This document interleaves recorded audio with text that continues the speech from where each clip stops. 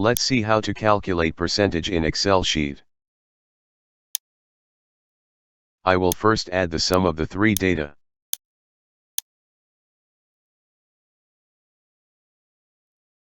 Now type equals sum.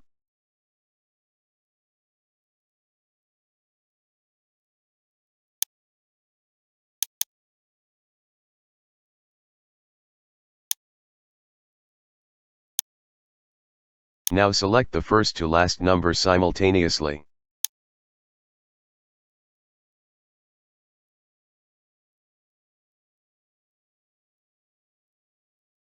Now type the first bracket from the keyboard.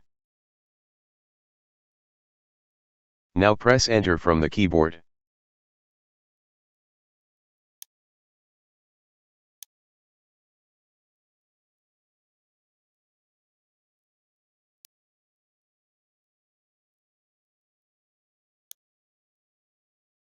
Now type equal from keyboard.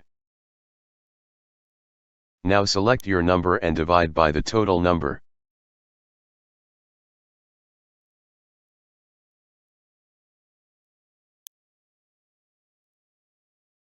Now press enter from the keyboard.